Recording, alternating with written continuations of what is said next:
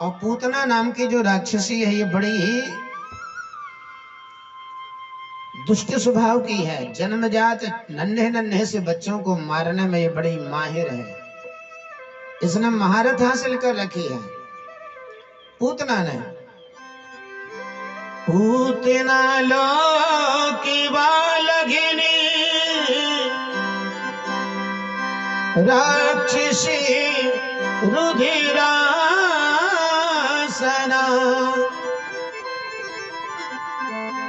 जिघांसयापि हरये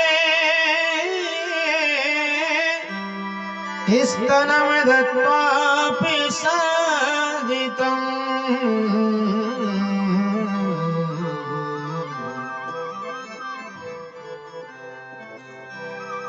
पूतना बड़ी विकराल राक्षसी है, लेकिन इसने ब्राह्मणी का वेश बना करके श्री नंद रानी मैया यशोदा के आंगन में आकर के नंदलाल को देखने को मन बनायो है। अरे यशोदा बहन, मैं तेरे बेटा को आशीर्वाद देवे चाहूं।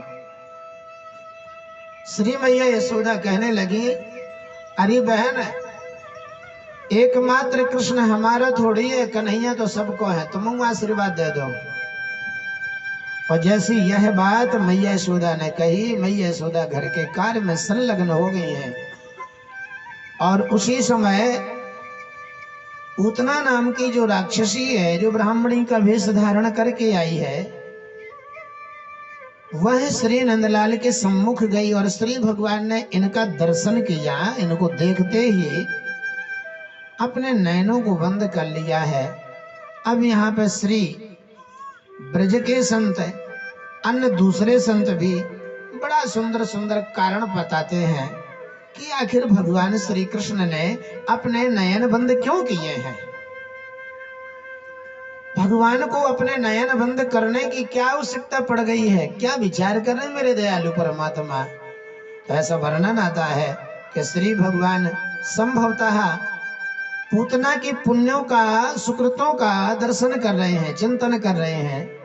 क्योंकि जिसके जीवन में पुण्य होते हैं वही ईश्वर के सम्मुख आते हैं, वही सत्संग में जाते हैं। और जिनका पुण्य ज्यादा होता है वही गंगा यमुना में पावन सरिताओं में स्नान करते हैं, तीर्थों में जाके दर्शन लाभ, भक्ति का लाभ लेते हैं।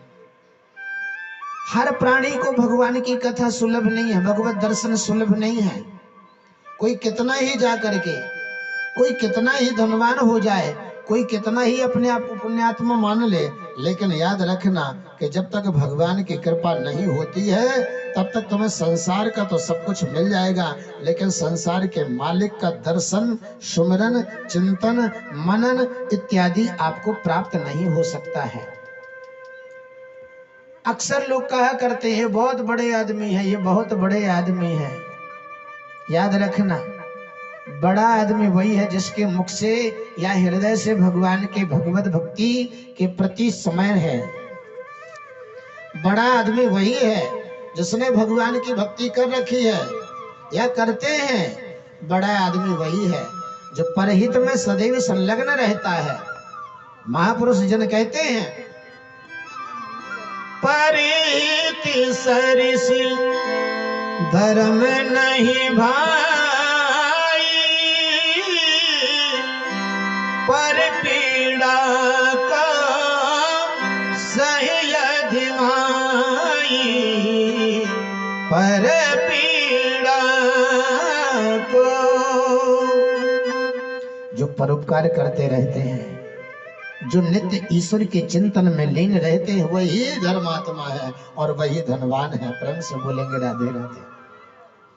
प्रायः संपदा, संसारी संपदा के आप मालिक बन गए हैं, लेकिन याद रखना मालिक उसको कहते हैं जिसकी संपत्ति कभी क्षय ना हो। बोलो राधे राधे। जिसकी संपत्ति सदैव अक्षय रहती है, समाप्त ना हो, खुटे नहीं, किसी प्रकार से कम ना पड़े। धनवान तो श्री नारायण के अतिरिक्त कोई ना है, श्री महादेव के अतिरिक्त कोई ना है। महाराज, हम लोग अपने आप को अगर धनवानों की श्रेणी में लेके चलते हैं तो याद रखना कि तुम अपनी संपत्ति को अपने हाथ में लेकर के दिखाओ तो जाने। इसीलिए धनवानों की अगर गणना की जाए तो आदरणीय मीराबाई जी ने कहा है के पायो जी मैंने राम रतन धन पायो, पायो जी मैंने राम रतन धन पायो। बस तू अमोले के दी मोर सतगुरु, कृपा करी अपनाया,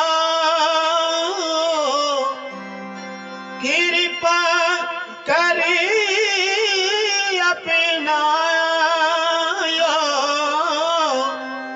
आयो जी मैंने राम रतन धन पायो।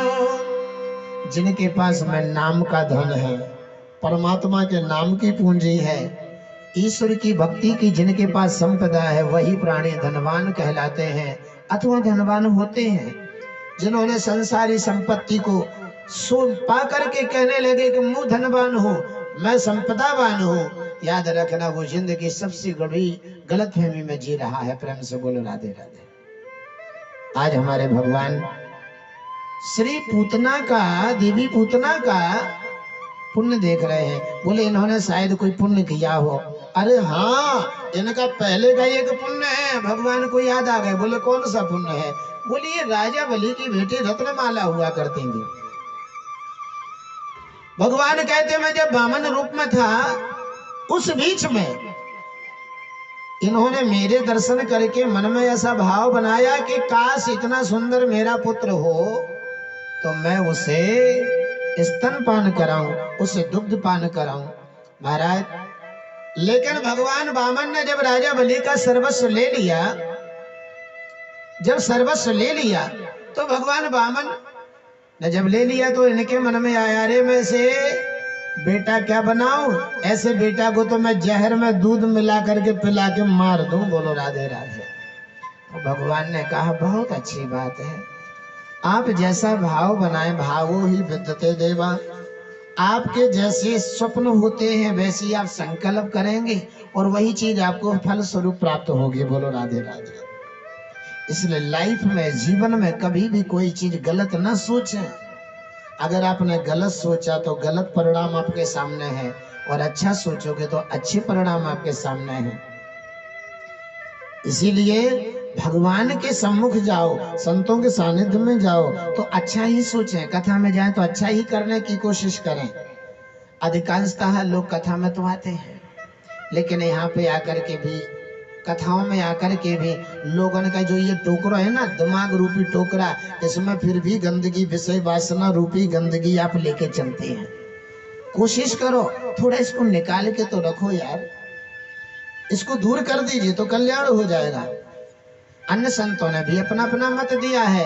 एक महापुरुष कहने लगे, संभवतः हो सकता है कि देवी पूतना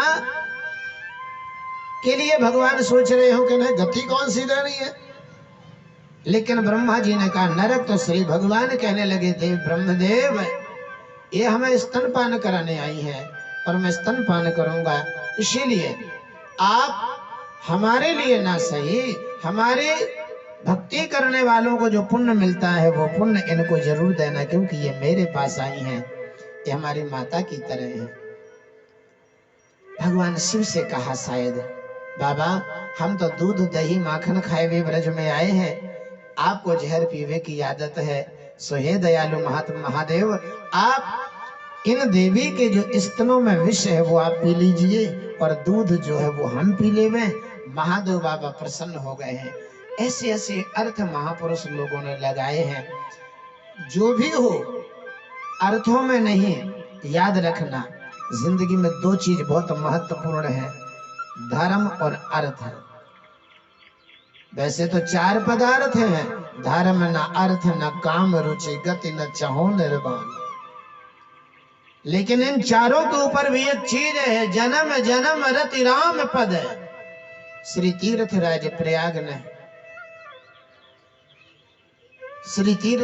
प्रयाग ने यही मांगा, मुझे जन्म जन्म श्री राम जी के चरणों का आश्रय मिल जाए, मैं अपने श्री मुख से परमात्मा का ही नाम लेता रहूं, परमात्मा का ही नाम गाता रहूं, और हमें कुछ नहीं चाहिए। तीर्थराज प्रयाग, जहां दुनिया स्नान करने दान पुण्य करने जाती है, लेकिन वो तीर्थराज प्रयाग भी कहते हैं मैं श्री राम के चरण रज में लिप्त रहूं, यही मेरे को कृपा करके प्रदान करिए। आज हमारे भगवान ने, पूतना ने जैसे ही श्री भगवान के उठाए करके उनके मुख में अपना स्तन दो, और भगवान गटर गटर करके पीवे लग गए हैं। और जब गटर गटर करके पीने लग गए तो महाराज इन्होंने सबसे पहले विष पिया, दूध पिया, रक्त पिया, प्राणों को पीने की बारी आई। और तभी मेरे नंदलाल ने प्राणों को पीने का कार्य प्रारंभ किया। तो पूतना देवी क्या कहती है? सामुंच मुंचालिमिति प्रभासिणी निस्पीडमाना खिल जीव मर्मणि विवृत नेत्रे चरणौ भुजौ मुहुर पृथ्वी त्रिगात्रा क्षिपिति रुरोदः।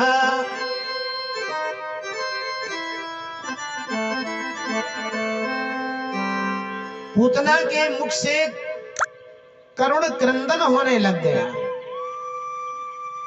करुण क्रंदन होने लग गया है, रोने लगी, बिलखने लगी है और कहती है नंदलाल छोड़ दो, श्याम सुंदर छोड़ दो, मुरलीधर छोड़ दो, मुरली मनोहर छोड़ दो। भगवान कहने लगे देखो मासी जी, एक तो मैं काहुआ पकड़ूं कोई नहीं, और अगर किसी को बाई देवे पकड़ लिया, किसी कारणवश पकड़ लिया तो फिर मैं छोड़ता नहीं हूं।